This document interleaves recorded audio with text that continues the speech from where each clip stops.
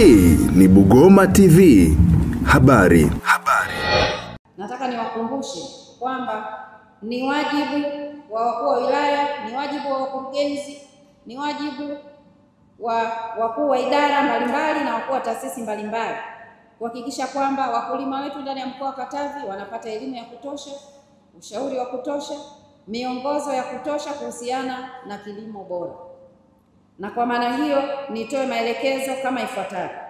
Kuanzia sasa hivi wakuu wa wilaya mkasimamie wilaya zenu, kuhakikisha kwamba wewe mwenyewe mkuu wa wilaya, katibu tawala wa wilaya, mkurugenzi mtendaji wa halmashauri ya wilaya, lakini tuna maafisa tarafa walioko kwenye wilaya zenu, tuna watendaji wa kata, watendaji wa vijiji, watendaji wa mitaa na maafisa ugani.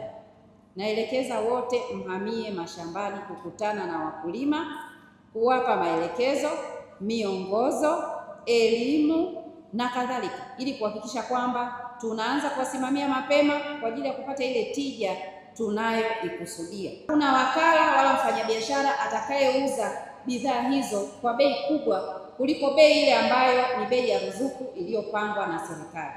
Na endapo mtabaini kama kuna wafanyabiashara au mawakala ambao sio waaminifu, niwatake kuchukua hatua kwa haraka sana na kuhakikisha kwamba wakulima wetu hawauziwi bei ambazo hazipo kwenye utaratibu uliowekwa na Mheshimiwa Rais.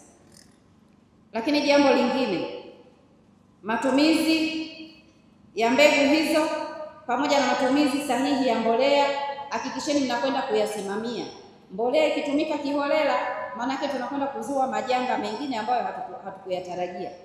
Kwa mfano, mbolea ya kupandia mtu akafanya ndio ya kukuzia, alafu ya kukuzia akafanya ndio ya kupandia, au ya kubebeshea akafanya kama ndio ya kukuzia. Matokeo yake unaweza kukuta zao linabadilisha tabia na mwananchi yule anakosa, na baadaye anapeleka malalamiko kwa mawakala au kwa serikali kwamba nimepewa mbegu ambayo haina ubora au mbolea ambayo haina ubora. Mkasimamie kuhakikisha manufaa tunayoyafahamu kuhusu upatikanaji wa mbolea na mbegu bora yanapatikana kwa kutoa maelekezo sahihi na kwa mifano hai mashambani kama nilivyoelekeza, ili wakulima waweze kuyatumia vizuri na tupate mazao vizuri. Lakini kwa kuwa tulishaweka makusudio kwamba lazima kwenye mfumo wa stakabadhi ghalani tuongeze na mazao mengine, niwatake sasa wataalamu wetu wakiongozwa na katibu tawala wa mkoa kwenda kuainisha mazao mengine ambayo tutayaweka katika mfumo wa stakabadhi ghalani, kwa sababu tayari tumeona mfumo huu siku zote unaleta manufaa.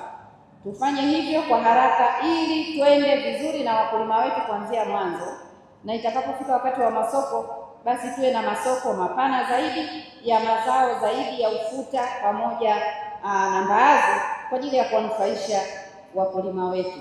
Lakini pamoja na hayo, mfumo huu wa stakabadhi ghalani umeweza kuziingizia halmashauri zetu mapato yasiyokuwa na usimamizi mkubwa wenye usumbufu wakati wa kuyasimamia. Mapato kabla ya hapo yalikuwa yanapatikana takriban milioni 58.8, lakini kupitia mfumo wa stakabadhi ghalani mapato kwa halmashauri zetu zote kwa mwaka huu yameweza kufikia milioni 349.08. Kwa maana hiyo ni ongezeko la takriban mara 5 ya kiwango cha ushuru ambacho halmashauri walikuwa wanakusanya kupitia mifumo ya masoko ya kawaida.